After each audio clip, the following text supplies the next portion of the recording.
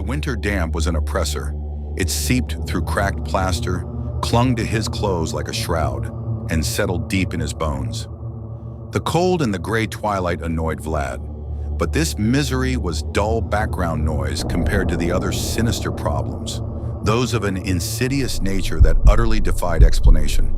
It started subtly, a lingering, bone-deep tiredness he blamed on overtime and weak seasonal light.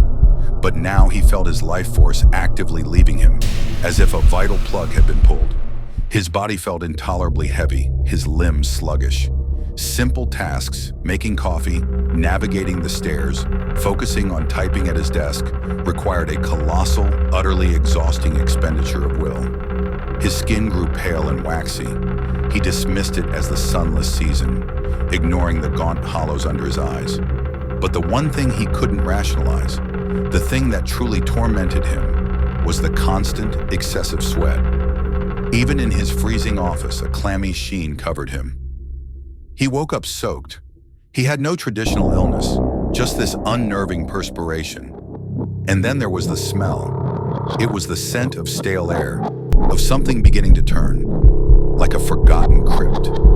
He showered relentlessly, scrubbing his skin raw, yet the sickening odor clung to him, emanating from his pores. People noticed immediately. Colleagues subtly leaned away. The shame was a constant, corrosive companion, isolating him, and it was as draining as the fatigue itself. Vlad was certain he'd caught some persistent, bizarre sickness, one that had burrowed deep because he had no time, no money for doctors, and no energy to do anything but survive. This winter was truly, relentlessly difficult. Then came the bruises. He noticed them one morning, dark, purplish marks on his inner arm, another on his ribs. He didn't remember bumping into anything.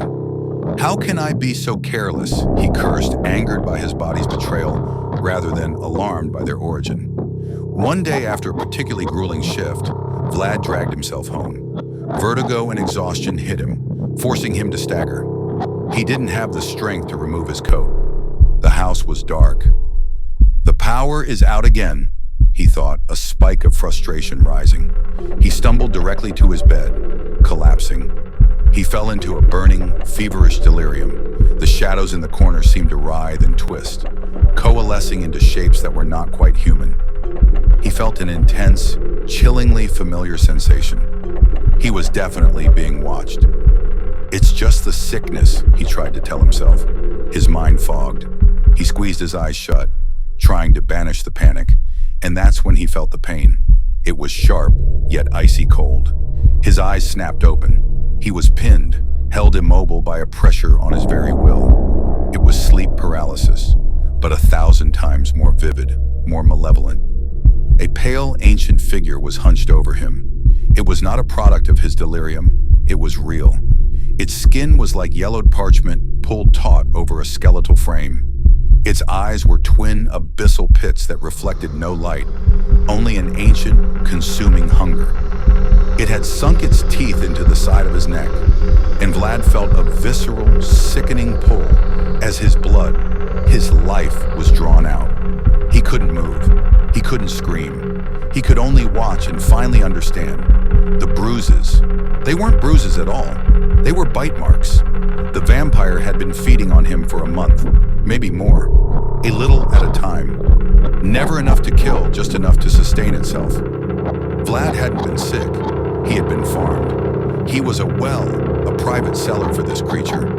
But the creature couldn't stop this time. Perhaps its own hunger had grown too desperate, or perhaps Vlad simply had too little left to give.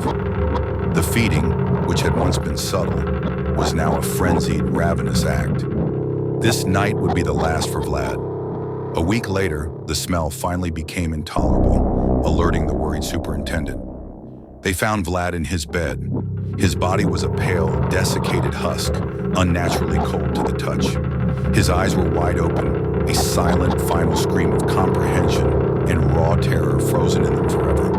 The official medical examination concluded the cause of death was severe anemia and a subsequent systemic infection.